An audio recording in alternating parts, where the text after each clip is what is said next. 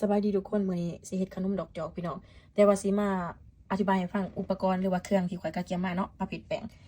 นี่แม่นน้ำมันพืชพี่น้องน้ำมันพืชนี่ข่อยใส่6บวงตักกินเด้อทุกคนนี่แม่นน้ำกะทิแต่ว่ากะทิที่ข่อยซื้อมามันจะแข็งพี่น้องใส่400 ml เด้อทุกคนเด้อ400 ml ถ้าผู้ใดบ่มีแบบนี้ก็ซื้อแบบมันเป็นแบบน้ำโหลดก็ได้นะน้ำกะทิแต่ปริมาณเป็น400 ml แล้วก็ไข่นี่แม่นไข่เป็ดหรือไข่ไก่ก็ได้ถ้าผู้ใดมีแบบใดก็ใส่แบบนั้น4หน่วยพี่น้องนี่มันเกลือนี่ข่อยใส่อยู่2บวงกาแฟเด้อทุกคนแล้วก็ในง่านี่มันในง่าดำบวกในง่าขาวเนาะถ้าผู้ใดบ่มีในง่าดำก็ใส่เป็นในง่าขาวบ่ได้บ่มีพอดีก็บ่ต้องใส่ก็ได้พี่น้องนี่มันแป้งสาลีอเนกประสงค์พี่น้องแป้งสาลีอเนกประสงค์นี่มันข่อยใส่1ครับหรือว่า250 ml แป้งสาลีอเนกประสงค์นี่จะต่างจากแป้งข้าวโพดเด้อพี่น้องเด้ออธิบายให้เข้าใจแน่นี่เนาะถ้าผู้ใดเฮ็ดประเภทอาหารยังสิเข้าใจดีดอกเกี่ยวกับประเภทแป้งเนาะและนี่แม่นแป้งข้าวเจ้าพี่น้องข่อยใส่อยู่400 กรัมมันมีหนึ่งถุงกับ400 กรัมดอกข่อยใส่เบิดถุงเลยพี่น้องข่อยตัดออกเพราะว่าข่อยสิเอาไปเทผสมแป้งนะและแม่นนี้แม่นแป้งสิงคโปร์พี่น้องข่อยใส่400 กรัมแป้งสิงคโปร์นี่อันเดียวกันเด้อพี่น้องเด้อกับแป้งมันสำปะหลังนะถ้าผู้ใดบ่มีแป้งสิงคโปร์แบบข่อยนี่ก็ใส่เป็นแป้งมันสำปะหลังก็ได้ปริมาณเท่ากับใส่400 กรัมคือกันหรือว่าแป้งมันป่นนั่นแหละทุกคน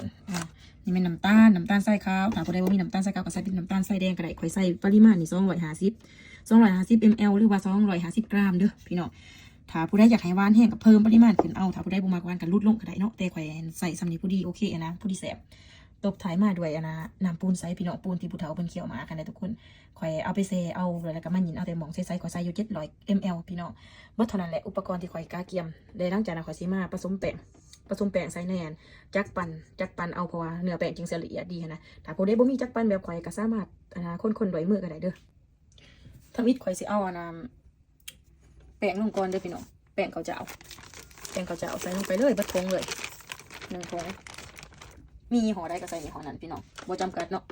ต่อมาเป็นแป้งสิงคโปร์หรือว่าแป้งมันสำปะหลังใส่เบิดถุงคือกัน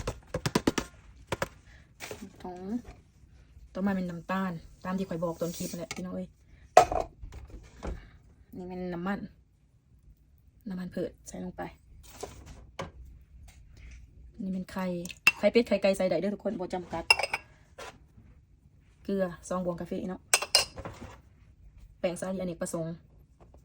หาซื้อได้ตามมันท้องตลาดทั่วไปมีเบิดพี่น้องถ้าผู้ใดบ่มีแป้งสาลีอเนกประสงค์อยู่แถวที่ว่าอยู่เมืองนอกนี่นะ